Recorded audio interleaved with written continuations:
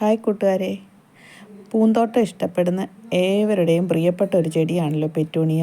അത് പല നിറത്തിൽ ഇങ്ങനെ പൂത്തു നിൽക്കുന്നത് കാണാൻ തന്നെ നല്ല ഭംഗിയാണ്. ചില ചെടികൾക്കൊക്കെ അതിനകത്ത് വിത്തുകളൊക്കെ ഉണ്ടാകുന്നതാണ്. നമ്മളിന്ന് നോക്കുന്നത് ഈ മനോഹരമായ ചെടികളുടെ വിത്തിൽ നിന്നും എങ്ങനെ പുതിയ ചെടികൾ ഉണ്ടാക്കിയെടുക്കാം എന്നുള്ളതാണ്. പലപ്പോഴും എല്ലാവർക്കും ഒരു പ്രയാസമാണ് ഇതിൻ്റെ വിത്തുകൾ മുളപ്പിച്ചെടുക്കാൻ വേണ്ടി. അപ്പോൾ നമുക്ക് പെറ്റൂണിയുടെ വിത്തുകൾ പാകുമ്പോൾ ശ്രദ്ധിക്കേണ്ട കാര്യങ്ങൾ നോക്കാം. അത് നമുക്ക് രണ്ട് രീതിയിൽ പാകാം. ഒന്ന് ചകിരിച്ചോറ് കമ്പോസ്റ്റ് എടുക്കാം, അല്ലെങ്കിൽ മണ്ണെടുക്കാം. ചകിരിച്ചോറ് കമ്പോസ്റ്റാണ് എടുക്കുന്നത്. ഈ രീതിയിൽ നോക്കിയാൽ നമ്മൾ വിത്ത് പായിക്കഴിഞ്ഞ് കിളിച്ച് വരുമ്പോൾ വെള്ളം ഒഴിക്കുമ്പോൾ ചരിഞ്ഞൊക്കെ പോവല്ലോ, അങ്ങനെയൊന്നും വരാതെ ഇത് നല്ലതായിട്ട് കിളിച്ച് കിട്ടാനുള്ളൊരു മാർഗ്ഗമാണ് ഈ വീഡിയോയിലൂടെ കാണിക്കുന്നത്. ഇത് എൻ്റെ വീട്ടിലെ പെറ്റൂണിയയിലുണ്ടായ വിത്താണ്. ഇത് ഒറ്റൊരു വിത്തേ കിട്ടിയുള്ളൂ, അതാണ് ഈ കാണിക്കുന്നത്.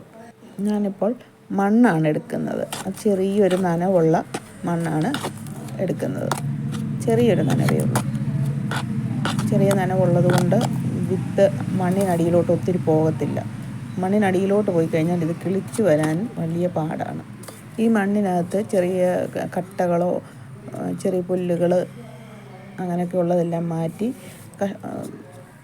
മാറ്റി നല്ല നീറ്റാക്കി എടുക്കുക. ഈ മണ്ണിൻ്റെ കൂടെ ഞാൻ വേറെ ഒന്നും ചേർക്കുന്നില്ല, മണ്ണ് മാത്രമേ എടുക്കുന്നുള്ളൂ.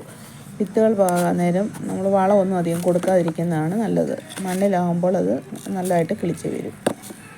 ഞാൻ ഇതുപോലുള്ളൊരു ചെറിയ ചട്ടിയിലാണ് വിത്ത് പാകാനായിട്ട് എടുക്കുന്നത്. ഇപ്പോൾ എടുത്ത പോട്ടി മിക്സ് നമ്മൾ ആ ചട്ടിയിലോട്ട് ഇടുകയാണ്. ചട്ടിയിലോട്ടിട്ടിട്ട് അത് മണ്ണെല്ലാം കല്ലെല്ലാം മാറ്റി നീറ്റാക്കി എടുത്തിട്ട് അതൊന്ന് ഉറപ്പിച്ച് വെക്കുകയാണ്. ആ മണ്ണ് നമ്മൾ വിത്തിടുമ്പോൾ അതങ്ങ് അടിയിലോട്ട് പോകാതിരിക്കാൻ വേണ്ടിയിട്ട് ഒന്ന് ഉറപ്പിച്ച് വെച്ചിട്ട് അതിന് വിത്തെടുത്ത് ചെറുതായിട്ട് നമ്മൾ ഇടുകയാണ്. മണ്ണ് ലേശം ഒരു നുള്ളു മണ്ണ്, അതിന് ശകലമായിട്ട് മണ്ണിട്ട് കൊടുക്കുക. പിന്നീട് ഇതിനകത്ത് വെള്ളം ഒഴിക്കാൻ പാടില്ല. വിത്തുകൾ മുളച്ച് കിട്ടാൻ വേണ്ടി സൂര്യപ്രകാശം അത്യാവശ്യമാണ്. എന്നാൽ വെയിൽ നേരിട്ടടിക്കാത്ത രീതിയിൽ, എന്നാൽ നല്ല വെളിച്ചം കിട്ടത്തക്ക രീതിയിലും വേണം ഈ പോട്ട് നമുക്ക് സെറ്റ് ചെയ്ത് വെക്കാനായിട്ട്.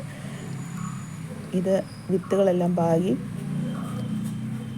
ഈ വിത്തുകളൊക്കെ മുളയ്ക്കാൻ സാധാരണയായിട്ട് 7 മുതൽ 14 ദിവസം, 7 മുതൽ 14 ദിവസത്തിനുള്ളിലായിട്ട് ഈ വിത്തുകളൊക്കെ മുളച്ച് വരും. വിത്തുകളൊക്കെ മുളച്ച് വന്നിട്ട് ഒരു 3-4 ഇലപ്പരുവ് ആയി കഴിയുമ്പോൾ നമുക്കിതിനെ മാറ്റി നടാൻ പറ്റുന്നതാണ്.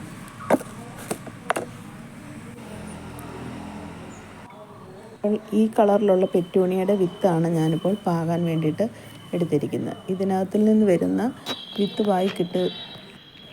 മുളപ്പിക്കാൻ വേണ്ടിയിട്ട് ഞാനൊരു പാത്രത്തിൽ കുറച്ച് വെള്ളം എടുത്തിട്ടുണ്ട്. നിറച്ചില്ല, കുറച്ച് വെള്ളം എടുത്തിട്ട് ഈ പാകിയ വിത്തിനെ ആ പോട്ട് നമ്മൾ ആ വെള്ളത്തിനകത്തിൽ ഇറക്കി വെക്കുക. അങ്ങനെ ഇറക്കി വെക്കുന്നത് കൊണ്ട് നമുക്കതിന് വെള്ളം ഒഴിച്ചു കൊടുക്കേണ്ട ആവശ്യമില്ല.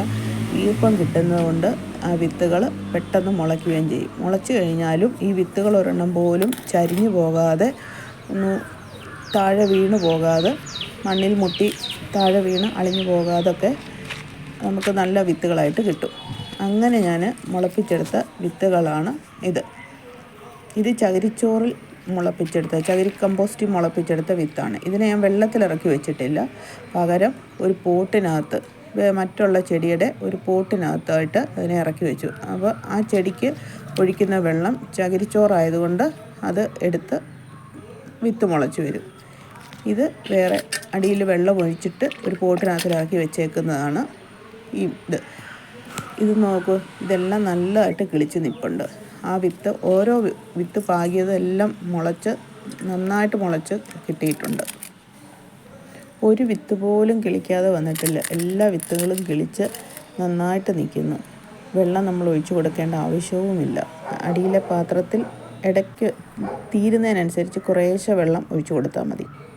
അപ്പോൾ ഈ രീതിയിൽ പെറ്റൂണിയുടെ വിത്തുകൾ നിങ്ങളും ഒന്ന് പാകി നോക്കൂ. ചകിരിച്ചോറ് കമ്പോസ്റ്റിനകത്തിലോ മണ്ണിനകത്തിലോ ഏത് വേണമെങ്കിലും ഉപയോഗിക്കാം.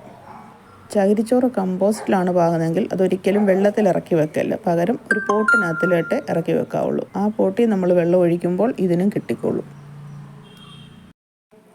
അപ്പോൾ ഈ രീതിയിൽ പെറ്റൂണിയുടെ വിത്തുകളൊക്കെ ഒന്ന് പാകി നോക്കൂ എല്ലാവരും. സംശയങ്ങളുണ്ടെങ്കിൽ കമൻറ്റ് ചെയ്യാം. വീഡിയോ ഇഷ്ടപ്പെട്ടാൽ ലൈക്ക് ചെയ്യാനും സബ്സ്ക്രൈബ് ചെയ്യാനും മറക്കരുത്. അപ്പോൾ നല്ലൊരു വീഡിയോയുമായിട്ട് ഇനിയും കാണാം. Thanks for watching.